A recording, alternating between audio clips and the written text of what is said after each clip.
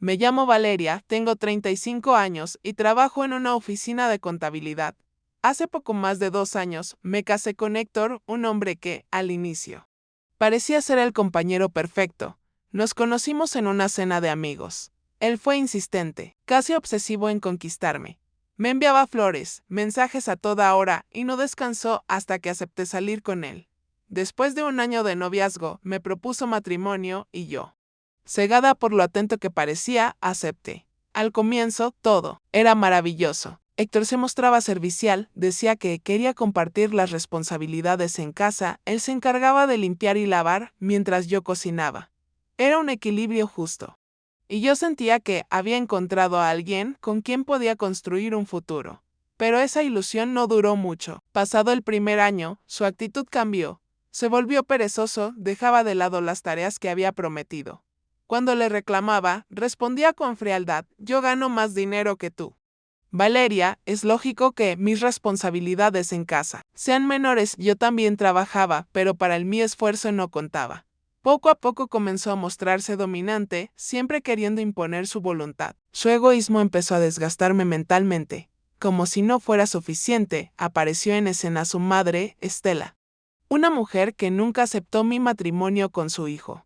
Ella llegaba a nuestra casa sin avisar, siempre en los peores momentos, justo cuando yo llegaba cansada del trabajo o cuando el hogar estaba en desorden. Se paseaba criticando todo. ¡Qué desastre!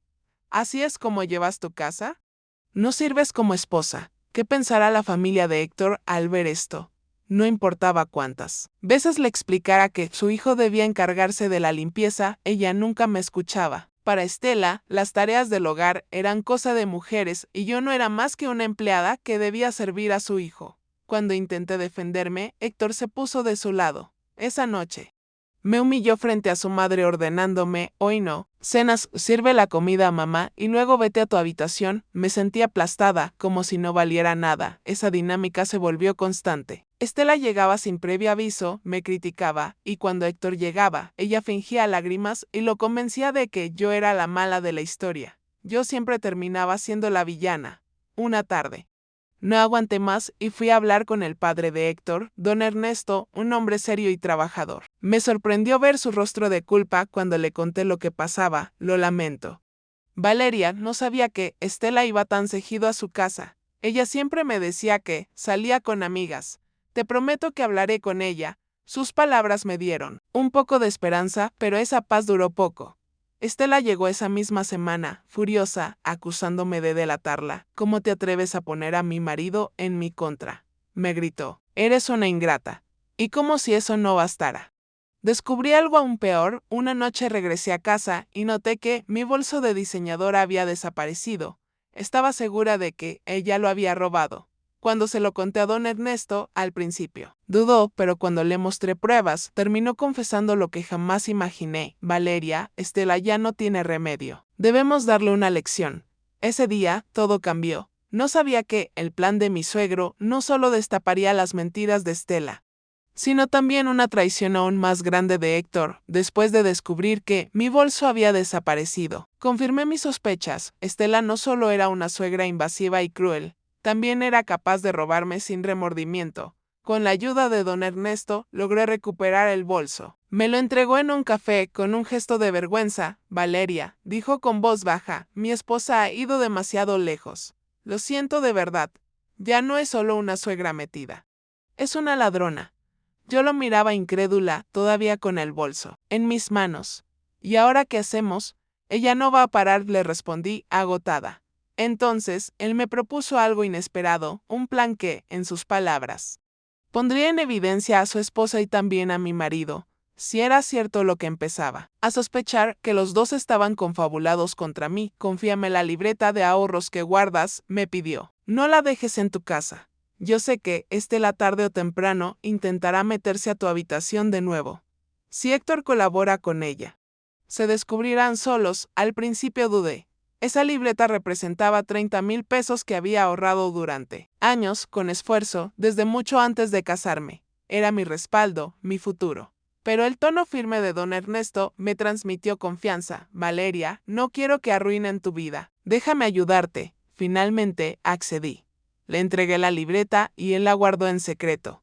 Los días siguientes, Estela siguió visitándonos como si nada. Fingía sonrisas frente a mí y seguía criticando todo, mi manera de cocinar, la limpieza, incluso mi ropa. Yo ya no respondía porque sabía que pronto caería en su propia trampa. Una noche, Héctor llegó temprano y se encerró en la habitación conmigo. Me miró con una mezcla de burla y complicidad que me heló la sangre. Valeria, ¿tienes dinero guardado, verdad?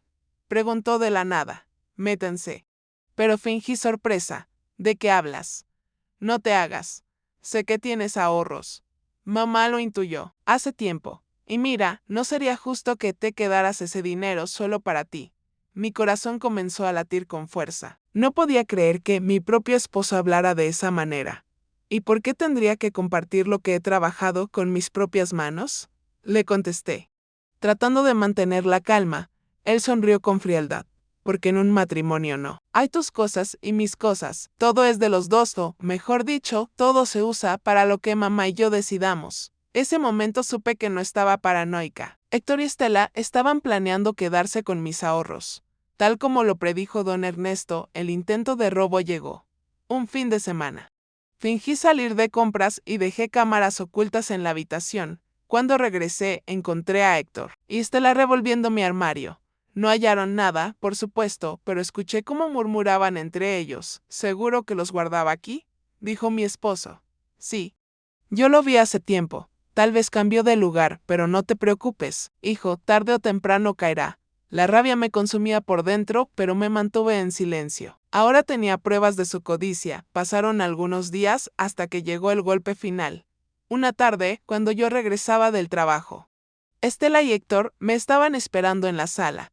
Tenían una carpeta sobre la mesa con una sonrisa triunfante. En sus rostros, Valeria, tenemos algo que mostrarte, dijo Héctor. Al abrir la carpeta, encontré un presupuesto de construcción, un dúplex moderno, con acabados de lujo. Este es el proyecto que haremos con tus ahorros, dijo Estela. Orgullosa. Me quedé helada.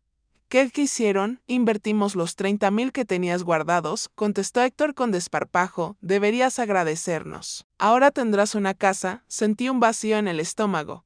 Mi corazón latía con furia. ¿Cómo se atreven a usar mi dinero sin consultarme? Estela se cruzó de brazos y me miró con desprecio. No es solo tuyo. Eres parte de esta familia. ¿Y si lo escondías? Es tu culpa. Ese instante entendí que todo estaba planeado. No solo me habían robado, me habían traicionado. Y lo peor estaba por venir. Lo que ellos no sabían era que la libreta no estaba en mis manos y que pronto descubrirían que habían cavado su propia tumba. El aire en la sala era irrespirable. Héctor y Estela me miraban con sonrisas soberbias como si fueran los grandes ganadores de la historia. Frente a mí, el presupuesto del dúplex parecía un acta de sentencia. Habían usado mis ahorros como si fueran suyos. Traté de mantener la calma, aunque por dentro me hervía la sangre. Ustedes no tenían derecho a tocar ese dinero, dije con firmeza. Héctor se echó a reír. ¿Derecho? Somos esposos, Valeria. Todo lo que es tuyo también es mío. Y mamá, que siempre nos apoya, se merece disfrutarlo también. Exacto, interrumpió Estela. Con tono venenoso, no puedes seguir escondiendo lo que ganas. A partir de ahora, serás nuestra sirvienta. Cocina, limpia y haz tu papel de esposa. Lo demás, lo decidimos nosotros. Las palabras me atravesaron como cuchillos. Durante un segundo pensé que estaba soñando, que nada de eso era real. Pero no, ahí estaban, riéndose de mí. Usando mis ahorros como si fueran un botín. Apreté los puños. No podían imaginarse lo equivocados que estaban esa noche, cuando me encerré en mi habitación. Saqué de un cajón los documentos que había preparado con anticipación, papeles de divorcio. El plan que había acordado con don Ernesto estaba en marcha. Coloqué los documentos en mi bolso y los guardé, esperando el momento perfecto para mostrarlos. Pasaron un par de días. Fingí indiferencia mientras observaba cómo Héctor y Estela hablaban emocionados sobre los planos de la casa. Decían frases como, con este dúplex podremos alquilar una parte y vivir de las rentas. Y, todo gracias a la tontita de Valeria. Me mordía los labios para no responder, pero al mismo tiempo sentía satisfacción. Se estaban hundiendo solos. Finalmente, llegó el momento. Estela volvió a visitarnos un sábado. Me llamó desde la sala con una voz cargada de arrogancia. Valeria, ven. Tenemos que hablar al bajar. Encontré a mi esposo y a mi suegra con papeles sobre la mesa. Esta vez ya no era solo el presupuesto. Era un contrato preliminar con la constructora Mira. Todo está listo, dijo Héctor, inflando el pecho. Con tus ahorros ya tenemos asegurada la inversión. Yo fingí sorpresa. ¿Con mis ahorros? ¿Y quién les dijo que podían usarlos? Estela golpeó la mesa con la mano. Deja de fingir. Sabemos que intentabas ocultar ese dinero, pero ahora, ya está hecho. Yo los observaba conteniendo una sonrisa. Era el momento que había estado esperando. Saqué de mi bolso un sobre y lo dejé caer frente a ellos. Al abrirlo, Héctor se quedó pálido. Los papeles de divorcio. Fírmalos, le ordené con voz firme. Ya no quiero seguir siendo parte de esta farsa. Estela estalló en carcajadas. ¿Divorcio? No seas ridícula. Si te separas de mi hijo, perderás todo. Ese dinero ya lo gastamos y lo que construyamos será nuestro. Tú no tienes nada. Yo la miré fijamente y respondí con calma, segura de eso. Héctor hojeó rápidamente los documentos y, nervioso, buscó la libreta de ahorros. En la mesa. Quería confirmar el nombre del titular. Al ver que estaba mi nombre, sus ojos se abrieron como platos. ¿Qué significa esto? Estela se inclinó sobre el papel, desconcertada. No puede ser. Esa libreta estaba bajo mi custodia. Como terminó a tu nombre, yo crucé los brazos. Tal vez porque nunca fue tuya, y porque alguien se encargó de protegerla de ustedes. En ese instante, la puerta se abrió y apareció don Ernesto. Con una expresión seria yo se la confié. A Valeria, dijo con voz firme. Sabía que intentarían robarla y no me equivoqué. ¿El rostro de Estela se desfiguró de Ernesto? ¿Qué estás diciendo? Estoy diciendo la verdad. Ya no soporto más tus engaños. Valeria me mostró pruebas de cómo robaste su bolso y de cómo ustedes dos intentaron forzar su habitación. Tenía que ponerlos a prueba. Héctor, desesperado, trató de defenderse. Papá, estás confundido. Ella te manipula. Pero Ernesto lo interrumpió, golpeando la mesa con fuerza. Basta. He visto los videos de las cámaras ocultas. Tú y tu madre entraron a la habitación de Valeria como ladrones. No hay nada que negar, el silencio se hizo pesado. Por primera vez, vi a Héctor y a Estela perder su seguridad. Ellos pensaban que tenían el control. Pero no sabían que yo había guardado mi carta más poderosa, pruebas de su infidelidad y maltrato. La verdadera venganza apenas estaba comenzando. La sala entera quedó en silencio. Héctor y Estela estaban paralizados, mientras don Ernesto los enfrentaba con la verdad. No puedo creer lo que hicieron, dijo con voz cortante. No solo maltrataron a Valeria, también se atrevieron a robarle lo que tanto le costó conseguir. ¿Hasta dónde piensan llegar? Estela se llevó las manos a la cara, fingiendo llanto. Yo solo quería ayudar a mi hijo. Ella nunca ha sido suficiente para él, pero Ernesto la interrumpió, cansado de sus excusas. No, lo que hiciste fue hundirlo más. Y tú, Héctor, en lugar de ser un esposo digno, te convertiste en cómplice de tu madre. Héctor no respondió. Por primera vez, no tenía argumentos. Yo, en cambio, estaba tranquila. Era el momento que había esperado. Saqué mi teléfono y lo coloqué sobre la mesa. ¿Quieren saber por qué no temo al divorcio? Dije con calma, porque grabé todas sus humillaciones, insultos y abusos. Consulté a un abogado. Y me aseguró que, con estas pruebas puedo exigir una compensación por daño moral. El rostro de Héctor se tornó pálido. ¿Qué dices? No es todo, lo añadí. Mirándolo directamente a los ojos, sé de tu infidelidad.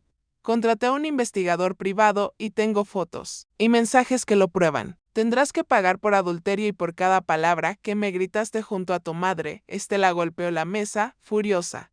Mentirosa. Eso no puede ser cierto. Yo sonreí con ironía. Podemos llevarlo a los tribunales y lo sabrás. Héctor bajó la cabeza. Sabía que estaba acorralado. Los días siguientes fueron un torbellino de abogados, reuniones y documentos.